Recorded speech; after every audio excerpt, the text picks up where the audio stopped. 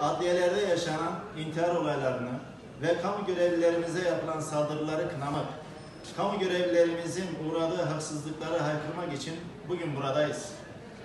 Hepinizin de bildiği gibi ülkemizin dört bir yanındaki kamu görevlilerimizin adaletin tesisi için gecesini gündüze katarak çalışmaktadır. Ülkemiz ve milletimiz için emek harcayan, ter döken kamu görevlilerimize hak ettikleri değer maalesef verilmemektedir.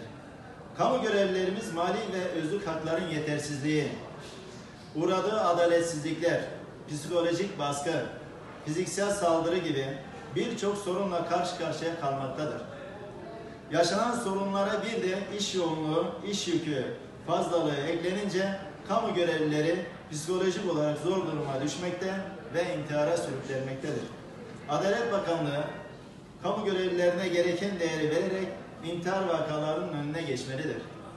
Kıymetli basın mensupları, diğer bir önemli olay ise kamu görevlilerimizin görevleri başında sözlü ve fiziki saldırıya uğramasıdır.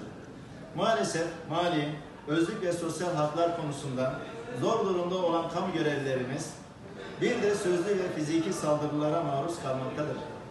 İcra müdürleri, icra müdür yardımcıları başta olmak üzere kamu görevlilerimizin saldırıya uğramasını şiddetle kınıyoruz. Yaşanan saldırılar, bakanlıktaki kamu görevlilerimizin zor şartlar altında görev yaptığının en büyük göstergesidir.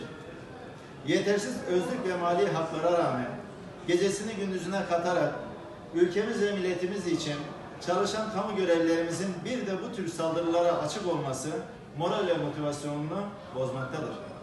Adalet çalışanları yalnız değildir. Büro memur sen olarak şimdiye kadar kamu görevlilerimizi yalnız bırakmadık. Bundan sonra da bırakmayacağız. Sendika olarak kamu görevlilerimizin uğradığı haksızlıkları ve yaşadığı mağduriyetleri haykırmaya devam edeceğiz. Buradan Adalet Bakanlığı'na da çağrıda bulunuyoruz. Adalet Bakanlığı üzerine düşeni yapmalıdır. Mübaşirlerimizi, icra katiplerimizi, zabıt katiplerimizi ve bütün kamu görevlilerimizi intihara sürükleyen nedenleri detaylı bir şekilde araştırmalıdır. Kamu görevlilerimizin saldırıya uğramaması için gerekli güvenlik önlemlerinin alınmasını sağlamalıdır. Kamuoyuna saygıyla duyurulur. Katılımınız için çok teşekkür ediyorum arkadaşlar. Sağ olun, var olun. Arkadaşlar durun bir fotoğraf çekelim.